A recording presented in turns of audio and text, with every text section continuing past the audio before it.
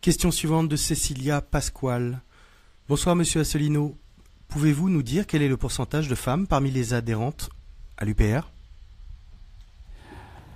Alors, le pourcentage de femmes est actuellement de l'ordre de, je crois, 24%.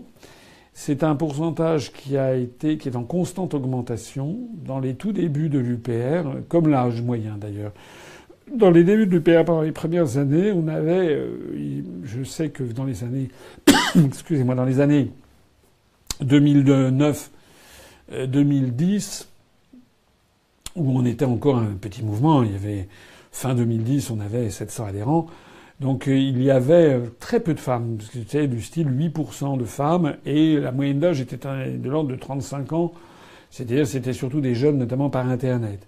Et puis progressivement, au fur et à mesure que la notoriété du mouvement s'est développée, on a vu, et puis par phénomène de capillarité, des enfants parlant de l'UPR à leurs grands-parents, on a vu l'âge monter, et puis progressivement aussi, dans la mesure où il y a eu le Brexit, etc. Et je crois, je sais pas si ce que je dis est parfaitement vrai, mais je crois quand même que le pourcentage de femmes, les femmes sont toujours en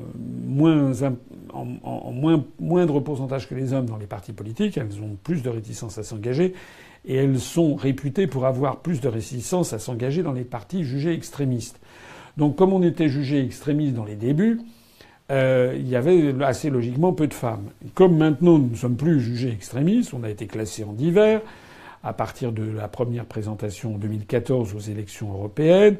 Donc le ministère de l'Intérieur a confirmé qu'on n'avait rien d'extrémiste. Après ça, on a un programme que les gens sont allés voir. Après ça, le vote du Brexit a montré que sortir de l'Union européenne n'était en rien quelque chose d'extrémiste. Puis la crise qui menace les générations futures et qui menace directement le bien-être de nos enfants, ce qui touche tout spécialement les femmes, encore plus que les papas aussi sont inquiets pour leur progéniture, mais les mamans souvent le sont davantage encore.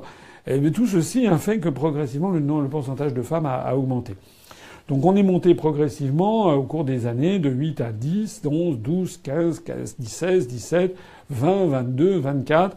Donc on était à 24%, mais ce que je note, c'est que depuis cette élection présidentielle, depuis la notoriété nationale que l'on a eue, le pourcentage de femmes augmente très considérablement. Et au cours depuis les résultats publiés le 23 avril à 20h, les nouveaux adhérents, c'est une curiosité, mais enfin j'ai remarqué, c'est que on a actuellement 37%, 38% de femmes chez nos nouveaux adhérents. C'est-à-dire que on a fait un bond très important. Peut-être est-ce que parce que beaucoup de femmes m'ont découvert à cette occasion, ont découvert notre programme. Elles ont peut-être été rassurées aussi par ma personnalité. Elles ont pu constater que ce que je disais tenait la route. Elles ont pu constater que j'étais quelqu'un de